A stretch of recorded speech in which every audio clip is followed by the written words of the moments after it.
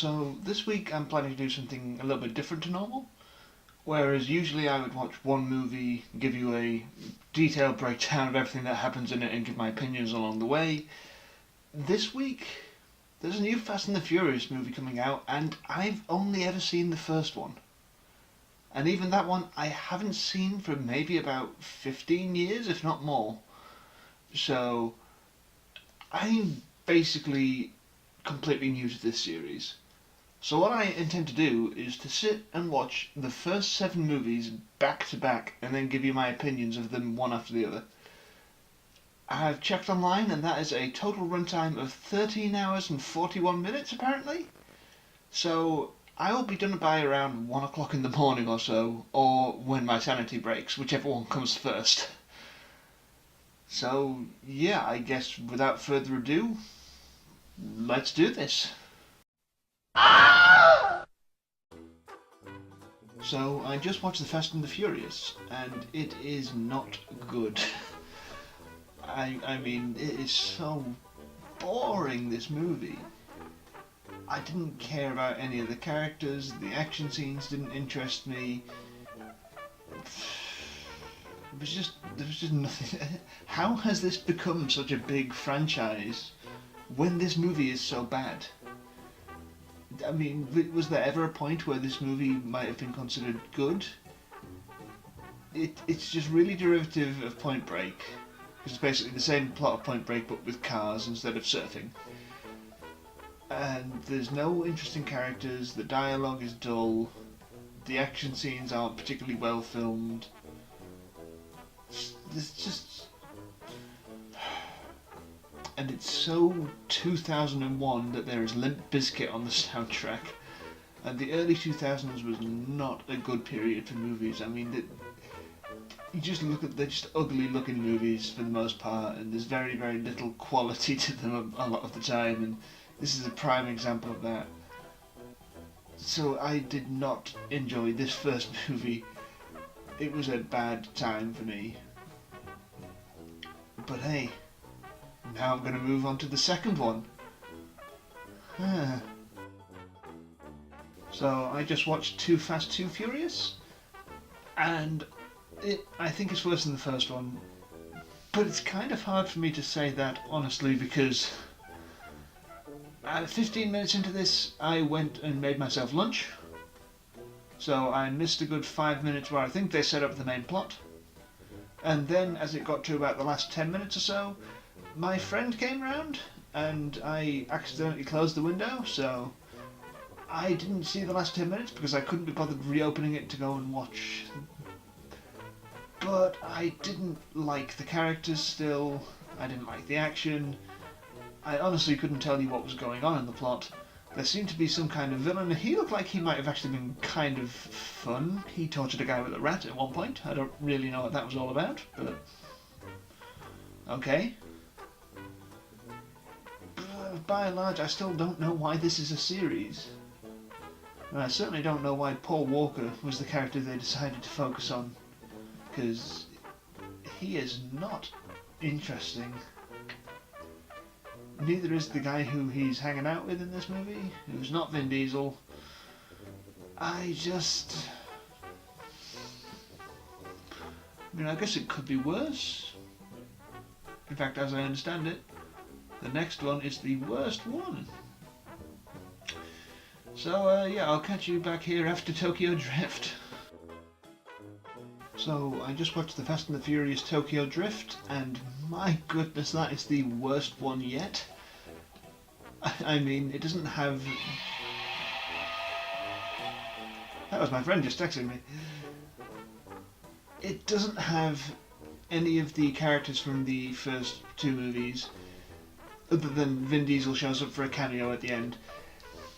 The action is really, like, shaky cam and awful.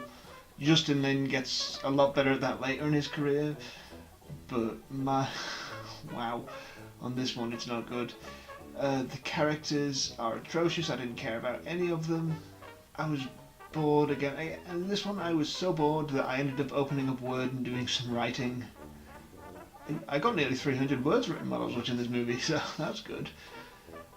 But no, this is just... I mean, I suppose it does what it promises, you know. It's set in Tokyo and they drift. But not a good movie. Not a good movie by any stretch of the imagination. This has been a hard day so far. So I'm going to take a break. I know I took a break between 2 and 3, but I don't care. So, bye. So I just watched Fast and Furious 4, or just, as it's just known, Fast and Furious, because the titles in this franchise get really stupid very quickly.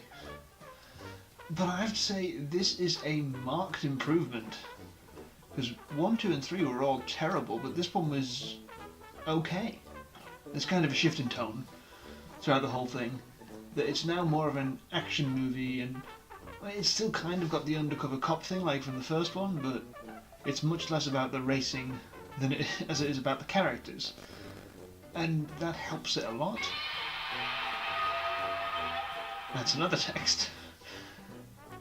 It helps it a lot that the writing is better, the action is better, the acting is better. The whole thing is a more enjoyable product. It's still not great, but I'm very impressed by the amount it improved between 3 and 4. And I'm hoping it can improve the same amount to 5. I hear it more or less does. So I'm actually at the point now of thinking I might be in for an enjoyable evening with the rest of these. Although whether or not I'll actually end up watching all 7 in one day like I originally planned... So I just watched Fast 5, which again, terrible titling for these movies. I wasn't particularly fond of this one. It's still better than the first few movies, but it didn't have the kind of improvement from 4 that I was hoping for. It was pretty similar tone to 4, in that it was trying to be relatively serious still, but I found the characters not very entertaining. The action scenes didn't grip me. I mean, they added The Rock, which should help, but it didn't here. And based on like the trailers for for 6, 7 and 8, The Rock's character does get a lot more personality put in, but right here he is just every stereotyped like cop chasing after our heroic bad guys, our heroic criminals. Every single one of those characters you've seen from any kind of action movie ever, that is who The Rock is playing, and there's no personality to him. It feels like they wrote it and probably cast The Rock last minute because they've not had a chance to make him The Rock. He's just a guy. Whereas if it had a bit more of The Rock's personality, I would have enjoyed it more. As for everything else, it just didn't do it for me. I can see that people would like this one, but I'm just feeling a bit burned out on this series after watching so many in one day. So what I'm going to do now is I am not going to watch 6 and 7 tonight. I am going to do those tomorrow. So yeah. So I just watched Fast and Furious 6. It's now day 2. As you can tell, I'm wearing a different t-shirt. That means a different period of time.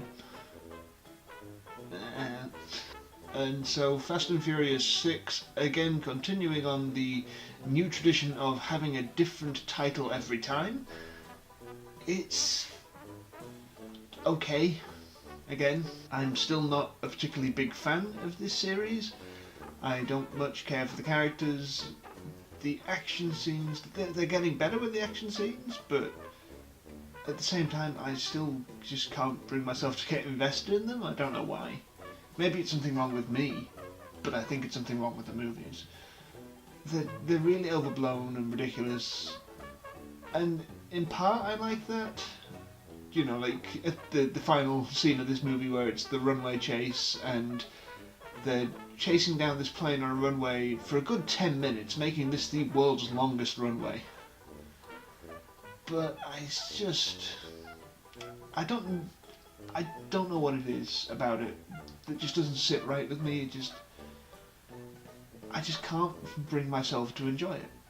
no matter what I try. And I want to, I feel like I should enjoy this because, you know, it's like crazy fast cars action, but it just doesn't do anything for me. But I only have one movie left and then I am caught up and I'll be ready to go and see the 8th movie whenever I get the time, so let's hit number 7.